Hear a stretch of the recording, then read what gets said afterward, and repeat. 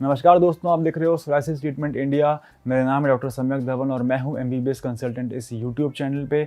आज हमारे साथ एक पेशेंट है, वो मुझसे कुछ सोराइसिस के बारे में इंपॉर्टेंट क्वेश्चंस पूछेंगे और मैं कोशिश करूंगा कि 5 मिनट के अंदर उस क्वेश्चन का आंसर दूं। तो बने रहिए मेरे साथ एंड तक। मैं एंड में आपको कुछ ना कुछ ऐसी बिफोर एंड आफ्टर की फोटोग्राफ्स भी दिखाऊंगा, जिससे कि आपको इंकरेजमेंट मिले, जिससे कि आपको पता चले कि सोराइसिस इतना कॉम्प्लिकेटेड, इतना चैलेंजिंग प्रॉब्लम अब नहीं रह गया है। चलिए शुरू करते हैं बिना किसी टाइम को वेस्ट किए।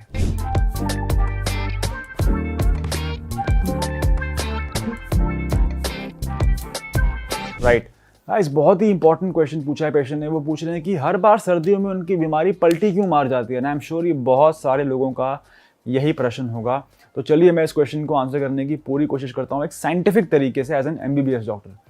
देखो, सबसे पहले अगर मैं बताऊं कि ड्राई एयर और लो ह्यूमिडिटी की वजह से सर्दियों में हवा बहुत ड्राई हो जाती है, राइट, जिससे स्किन में मॉइस्चर कम हो जाता है। ये ड्राई एयर आपके सोराइसिस फ्लेयर अप्स को और बढ़ा सकती है और बढ़ाती है। इनफैक्ट स्किन की आउटर लेयर जब ड्राई हो जाती है तो उसके अंदर क्रैकिंग और इन्फ्लेमेशन का रिस्क बढ़ता है।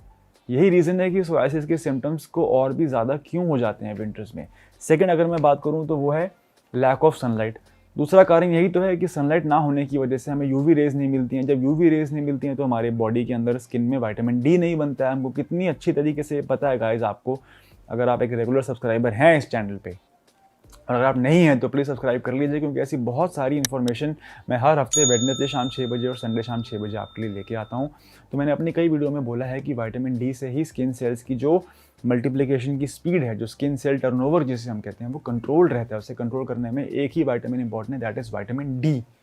जब सनलाइट हमको नहीं मिलती है, यूवी रेज हमको नहीं मिलती हैं, हमारी बॉडी विटामिन डी नहीं बना पाती है, तो it's a problem for all the psoriasis patients. तो हमें चाहिए कि हम विटामिन डी सप्लीमेंट ले लें, या जब भी धूप निकले छत पे जाके बैठ गए 10-15 मिनट, सन एक्सपोजर करवा लिया हमने। ये दो चीज़ें ऐसी हैं, दो चीज़ें जो मैंने बताई जिसकी वजह से बीमारी पलटी क्यों मारती है। और अगर मैं सोचूं तो तीसरी चीज़ है कोल्ड वेदर। ठंडी हवा के साथ साथ सर्दियों में जब हम ज़्यादा कपड़े पहनते हैं ना, ये कपड़े अगर रफ हों या टाइट होते हैं तो स्किन में फ्रिक्शन बढ़ता है। ये सोराइसिस पैचेस को और ज़्यादा इरिटेट कर सकता है। प्लस सर्दियों में कपड़े पहनने से जो स्किन की जो स्किन ब्रीथ नहीं कर पाती है हमारी, जिससे सोराइसिस का रिस्क और थोड़ा सा बढ़ता है, फ्लेयर अप आने के चांसेस बढ़ते हैं। फोर्थ पॉइंट ये है कि हम स्ट्रेस बहुत लेते हैं। हम लोग डाइट हमारी चेंज हो जाती है विंटर्स में। काफ़ी बार हम लोग थोड़ा सा शुगरी, थोड़ा स्वीट, थोड़ा सा कंफर्ट फूड खाने लग जाते हैं, जिसकी वजह से हमारी ब्लड शुगर लेवल हमारा स्पाइक करता है काफ़ी बार। और ये चीज़ अच्छी नहीं है किसी भी सोराइसिस पेशेंट के लिए। आपको अपने ब्लड शुगर लेवल्स को मैनेज करना ही पड़ेगा। आपको अपनी फिजिकल फिटनेस पे ध्यान देना पड़ेगा। आपको एटलीस्ट 10,000 स्टेप्स हर दिन पूरे करने पड़ेंगे।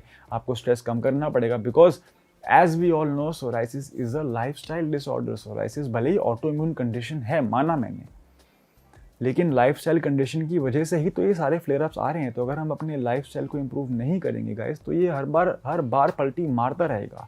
ठीक, आप कहीं से भी इलाज ले लो, लेकिन जब तक आप लाइफस्टाइल इम्प्रूव नहीं करोगे, आप किसी भी बड़े से बड़े डॉक्टर से आप इलाज ले लो, अगर आप ही का लाइफस्टाइल अच्छा नहीं है तो बीमारी पलटी ज़रूर मारेगी। आपको अपनी लाइफस्टाइल इम्प्रूव करना पड़ेगा।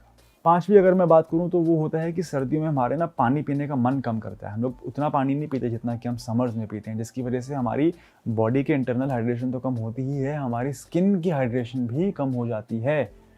इसलिए आप एडिक्वेट पानी पीते रहें। 3 से 4 लीटर आप कोशिश करें कि आप पानी पिएँ।